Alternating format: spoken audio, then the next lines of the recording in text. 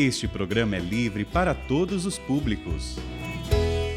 Pelo sinal da Santa Cruz, livrai-nos Deus nosso Senhor dos nossos inimigos, em nome do Pai, do Filho e do Espírito Santo. Amém. Peçamos o Espírito do ressuscitado sobre nós. Vinde, Espírito Santo, e enchei os corações dos vossos fiéis, e acendei neles o fogo do vosso amor. Enviai o vosso Espírito, e tudo será criado, e renovareis a face da terra. Oremos. Ó Deus, que instruíste os corações dos vossos fiéis com a luz do Espírito Santo, fazei que apreciemos retamente todas as coisas, segundo o mesmo Espírito, e gozemos sempre da sua consolação, por Cristo Senhor nosso. Amém. Mateus, capítulo 28, versículos de 9 a 20. Nisso o próprio Jesus veio-lhes ao encontro e disse: alegrai-vos. Elas se aproximaram e abraçaram seus pés em adoração. Jesus lhes disse: não tenhais medo, ide anunciar a meus irmãos que vão para a Galileia, lá me verão. Quando foram embora, alguns da guarda entraram na cidade e comunicaram aos sumos sacerdotes o que tinha acontecido. Reunidos com os anciãos, deliberaram dar bastante dinheiro aos soldados e instruíram-nos: contai o seguinte: durante a noite vieram os discípulos dele e o roubaram enquanto estávamos dormindo. E se isso chegar aos ouvidos do governador, nós o tranquilizaremos, para que não vos castigue. Eles aceitaram o dinheiro e fizeram como lhes fora instruído. E essa versão ficou divulgada entre os judeus até o presente dia. Os 11 discípulos voltaram a Galiléia, a montanha que Jesus lhes tinha indicado. Quando viram, prostraram-se. Mas alguns tiveram dúvida. Jesus se aproximou deles e disse: foi-me dada toda a autoridade no céu e na terra. Ide, pois, fazer discípulos entre todas as nações e batizai-os em nome do Pai, do Filho e do Espírito Santo. Ensinai-lhes a observar tudo o que vos tenho ordenado. Eis que estou convosco todos os dias até o fim dos tempos. Palavra da salvação, glória a vós, Senhor. Meus irmãos, eu quero nessa reflexão, enquanto eu meditava sobre essa palavra, e para trazer aqui para você, nesse Sorrindo para a Vida de hoje, quero trazer para você duas grandes dádivas, dois grandes presentes, né? O Tiago Tomé até dizia, né, sobre a oitava da Páscoa, ele falava, né, tempo de dar o presente, ele falava, né, darmos o presente para o ressuscitado. Então, é tempo de presentear, e Jesus também quer nos presentear. E nesse Sorrindo para a Vida, ele nos dá dois grandes presentes. Lógico, ele nos dá muitos outros, mas eu quero me deter em dois presentes que o Senhor nos dá, que se manifesta aqui nesta passagem bíblica de hoje. O primeiro presente é esse: a alegria do ressuscitado. Ele que se encontra com aquelas mulheres, né? Eu comecei a passagem do versículo 9, porque do versículo 1 a 8 do capítulo 28 é exatamente aquela passagem, né, que Jesus, ele ressuscita, mas aí aparecem os anjos e vão dizer para as mulheres: ele não está aqui, ressuscitou como havia dito, vim de ver o lugar em que ele estava, e agora vão lá avisar os discípulos. Vão depressa avisar os discípulos, né, que ele ressuscitou, que ele vai se encontrar com eles lá na Galileia. Então elas saem com muita alegria.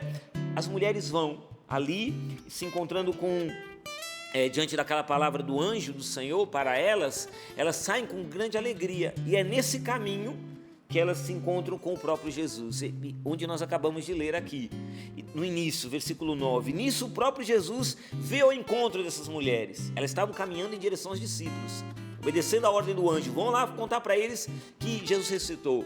E no caminho elas se encontram com o próprio ressuscitado. E o que ele diz a elas?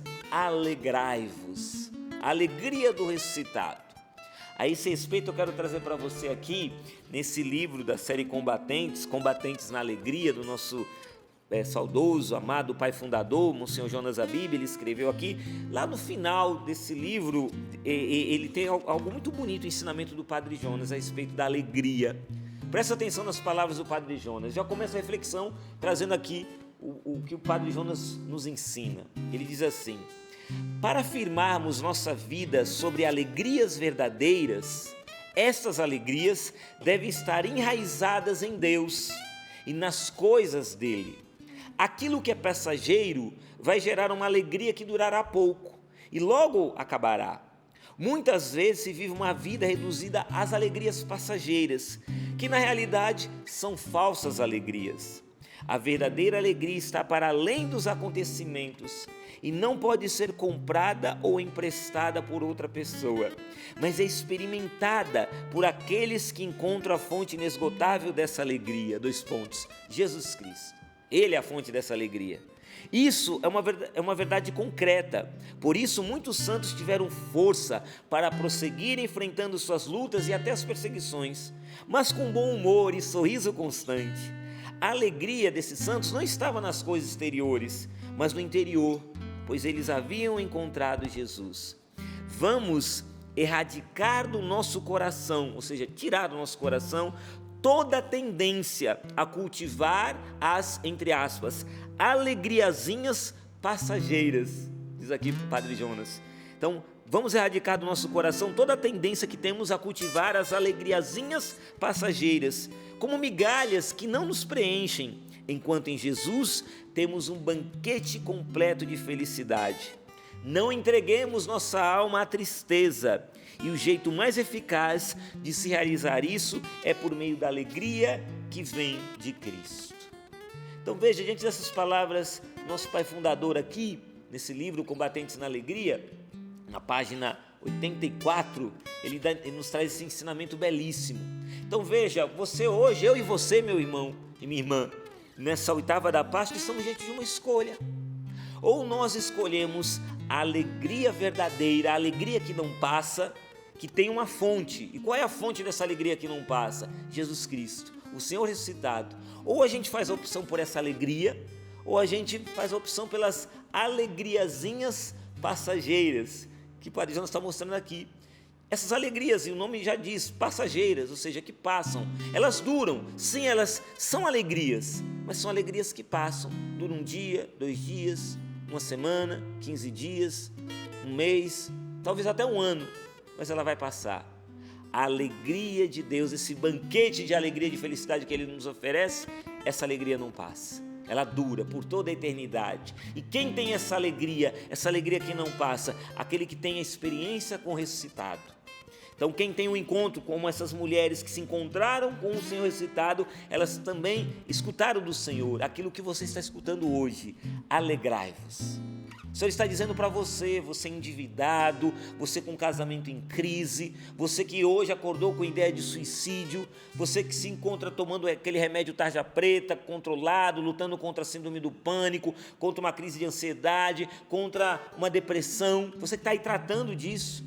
Você que já pensou em tirar a vida muitas e muitas vezes, você que olha para a vida e vê ela sem esperança, você que se sente lá no fundo do poço, o Senhor está dizendo para você, alegrai-vos.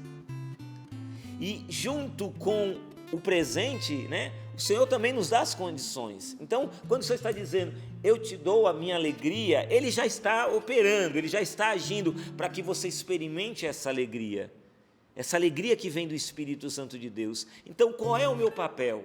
Qual é o seu papel hoje? Alexandre, o que nós temos que fazer hoje, nessa manhã da oitava da Páscoa, nessa quinta de adoração? O que temos que fazer? Temos que nos abrir a essa alegria. É somente isso.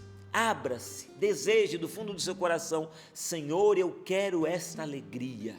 Eu quero experimentar essa alegria. Como diz aqui Padre Jonas, eu não quero entregar a minha alma à tristeza. Não, Senhor, eu quero a alegria, mas eu não quero a alegriazinha passageira do mundo. Eu não quero essa migalha que parece que vai me preencher, mas não me preenche coisa nenhuma. Não, eu quero muito mais. Eu quero muito mais de Ti, Senhor. Eu quero o banquete completo de felicidade. É isso que eu quero. Então me dá a Tua alegria. A alegria que os santos experimentaram, porque os santos também sofreram. Não é só eu e você que sofremos.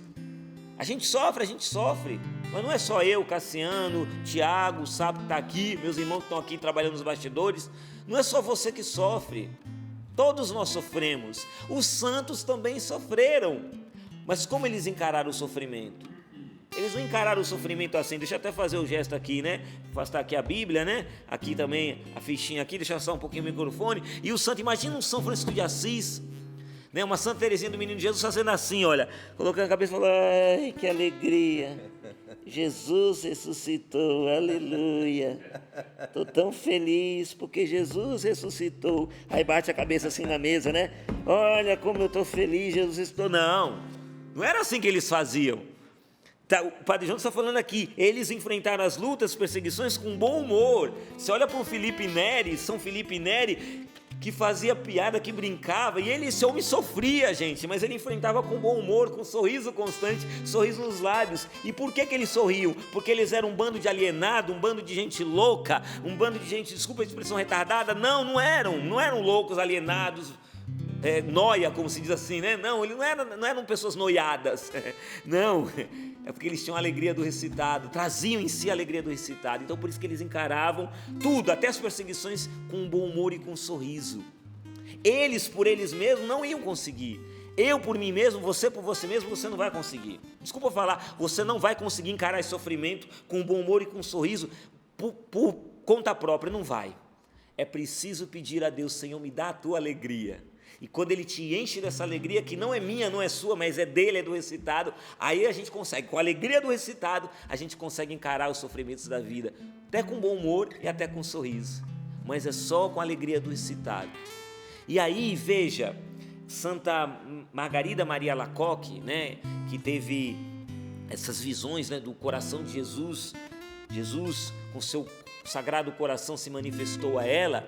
Certa vez Jesus mostrou para ela 3 cruzes, né? E explicou, ela não sabia o que era aquelas 3 cruzes, o significado das cruzes, e o Senhor explicou para ela, naquela visão, dizendo que eram exatamente essas perseguições, essas lutas que ela tinha que enfrentar.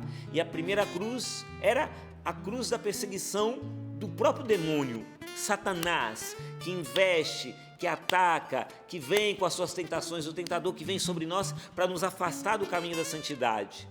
A segunda cruz é o mundo que nos cerca, que nos envolve, né, com essa atmosfera paganizada, cada vez mais, né, descrente, longe de Deus, uma atmosfera de iniquidade, tudo isso que nos envolve hoje. Nós sofremos, nós não somos do mundo, nós somos cidadãos do céu, estamos no mundo, mas não somos do mundo, já disse nosso Senhor. Então por isso que a vida aqui nesse mundo não é fácil, é luta atrás de luta. E ele vai dizer que a terceira cruz, nosso Senhor vai falar para Santa Margarida Maria Alacoque, vai dizer que a terceira cruz é exatamente a luta contra ela mesma, a luta que nós temos contra nós mesmos.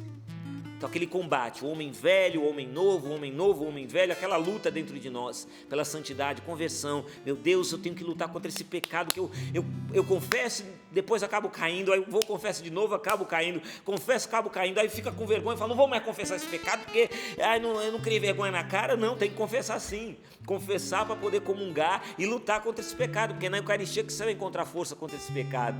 Mas é uma luta contra nós mesmos. Mas eu quero me deter nessa segunda cruz, que é a luta contra o mundo que nos envolve. Porque veja, o que acontece aqui nos versículos seguintes é exatamente isso. Os sumos sacerdotes chamam aqueles guardas e se reúnem com eles e falam isso, dão dinheiro para eles e dão uma orientação a eles dizendo: contai o seguinte, durante a noite vieram os discípulos dele e o roubaram enquanto estávamos dormindo.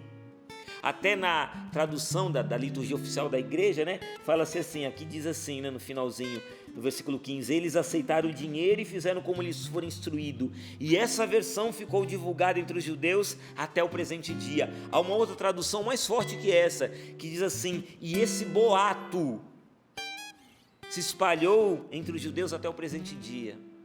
Aqui tá bonito, né? Tá a versão, essa versão ficou divulgada, mas há uma tradução mais forte que vai dizer esse boato. Então, fake news não é algo só desse nosso tempo, por causa das redes sociais, só acontece agora na nossa sociedade moderna, tecnológica e tudo mais. Fake news já vem desde aquele tempo, naquele tempo já tinha notícia falsa. E veja, a esse respeito, olha o que diz Santo Agostinho, grande Santo Agostinho, ele tem uma frase que é impressionante, ele fala assim, veja só: astúcia miserável, de Santo Agostinho, apresentas testemunhas adormecidas, verdadeiramente estás a dormir, tu mesmo, ao imaginar semelhante explicação. Vou repetir. Astúcia miserável, apresentas testemunhas adormecidas, verdadeiramente estás a dormir tu mesmo, ao imaginar semelhante explicação. Veja a astúcia miserável que diz aqui Santo Agostinho, a astúcia miserável do mundo, que vai e espalha o boato, e começa a espalhar dizendo, olha, Jesus não ressuscitou não, na verdade o corpo dele foi roubado. E aí um vai contando para o outro, um vai contando para o outro, um vai contando para o outro. Imagina ali os apóstolos, os 11 que estavam ali, e eles pensando isso e ouvindo todo aquele boato, aquela fake news, aquela notícia se espalhando ali por toda a região. Olha, Jesus não ressuscitou não, o corpo dele foi roubado. O boato que se espalhou, é o mundo contra-atacando. E aí começa a ter dúvidas, mas o resultado aparece a eles. E é bonito isso. Veja só o que acontece. Eles se encontram com o Senhor, versículo 17, e quando eles se encontram com o Senhor ressuscitado, na montanha que o próprio Cristo lhes havia indicado, eles se prostram. Mas aí vai dizer aqui o evangelista Mateus, que alguns tiveram dúvida. O ambiente era tão ameaçador, que eles ficaram também com dúvida. Lucas vai dizer que alguns achavam que era um espírito, um fantasma que estava ali diante deles, e Jesus ainda vai dizer para eles, né? Como é que vocês estão, essas preocupações, porque vocês têm dúvida no coração? Sou eu mesmo. Nosso Senhor até come na frente deles, né? Para mostrar que era ele ressuscitado. E aí ele vai dizer essa frase impressionante, versículo 18. Jesus se aproximou deles e disse, foi-me dada toda a autoridade no céu e na terra. Há uma outra tradução que vai dizer, foi-me dado todo o poder no céu e na terra. Aqui é uma manifestação clara do poder, da onipotência de Deus. E a onipotência é um atributo exclusivo de Deus. Só Deus é onipotente, ninguém mais pode dizer eu sou onipotente. Só Deus pode dizer eu sou onipotente, eu tudo posso.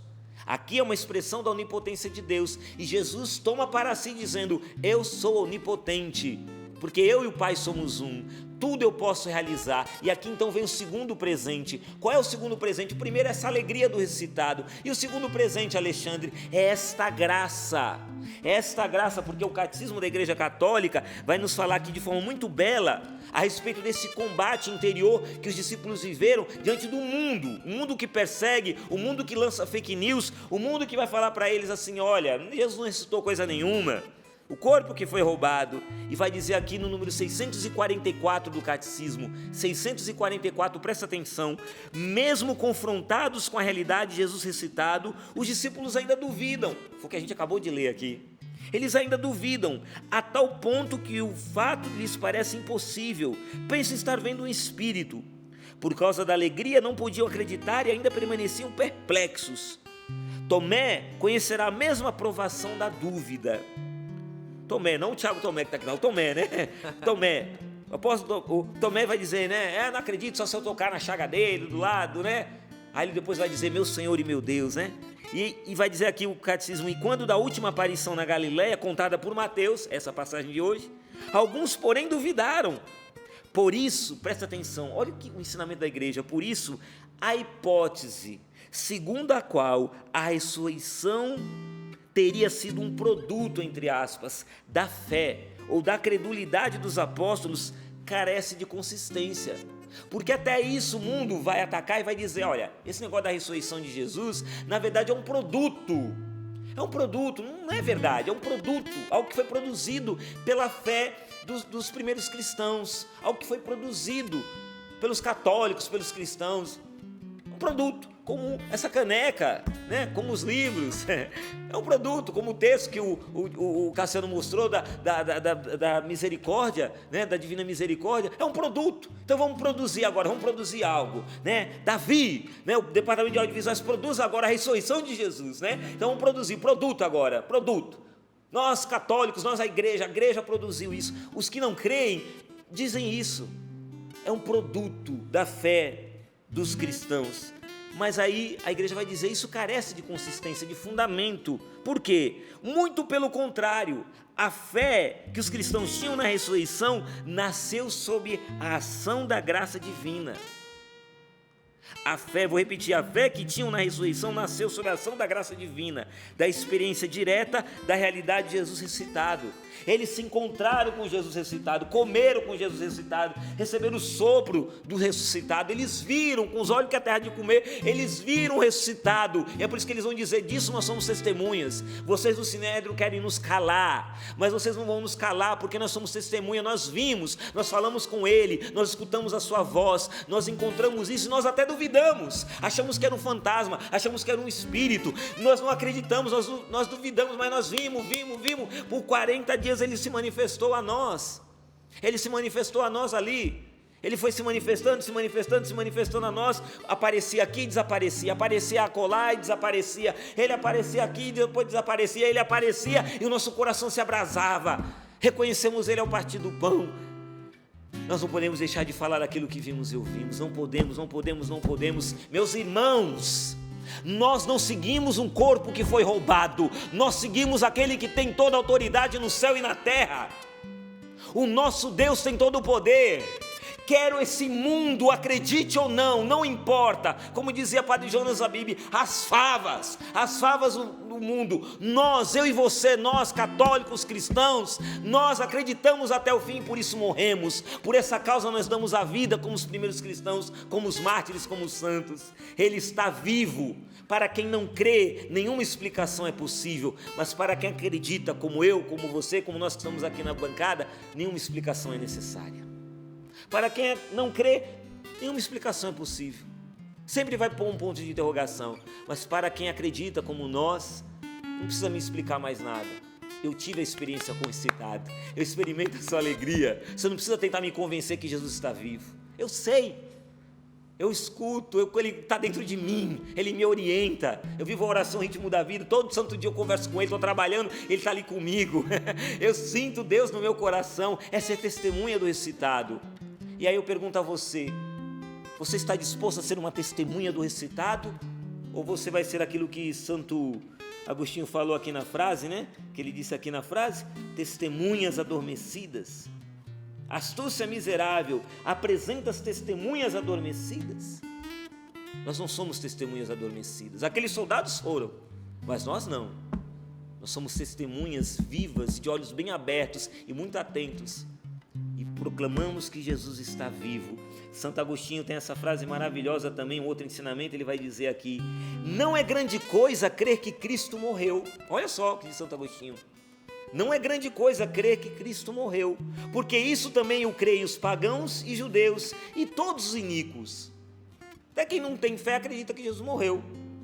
Todos creem que ele morreu. A fé dos cristãos é a ressurreição de Cristo. Isto é o que temos por coisa grande, o crer que ele ressuscitou. É só nós, gente. É nós na fita, meu irmão. É só nós cristãos que acreditamos. Muita gente por aí acredita que Jesus morreu. Muitos historiadores, arqueólogos, né, estudiosos acreditam que Jesus morreu. A gente não difere deles nisso. Nós também acreditamos que Jesus morreu. Mas a diferença é que nós sabemos que ele está vivo, ele ressuscitou, aleluia. E é por isso que somos cristãos. Não é porque acreditamos que Cristo morreu, nós já sabemos que ele morreu, mas porque nós cremos, e por isso não é vã a nossa fé. Como disse Tiago Tomé aqui, citando 1 Coríntios 15, Paulo dizia isso, né? Se Jesus não ressuscitou, vã é a nossa fé. Então de nada adianta o que estamos fazendo aqui. Para que existe canção nova? Não precisa nem ter canção nova. Para que você vem para a festa da misericórdia? Você vai gastar dinheiro, passagem, combustível, um monte de coisa para vir para cá? Se tudo isso é vão, então não precisa. Mas não, a gente vem para cá para a festa da misericórdia, porque é na misericórdia que a gente tem um encontro com o ressuscitado, com o seu lado aberto, que jorra sangue e água. Aí a gente faz a experiência do ressuscitado, que nos abraça com o seu abraço de misericórdia. Peça hoje a alegria e peça hoje a graça, sabendo que aquilo que nos ensina o Catecismo da Igreja Católica aqui, falando que é sob a ação da graça divina que vem essa fé na ressurreição. E quando ele diz: todo o poder, toda a autoridade me foi dada, o que o Catecismo vai ensinar no número 653, vai dizer a verdade, ele vai dizer aqui, deixa eu achar aqui, isso, a verdade da divindade de Jesus, 653, é confirmada por sua ressurreição. Dissera ele: quando tiverdes elevado o Filho do Homem, então sabereis que eu sou.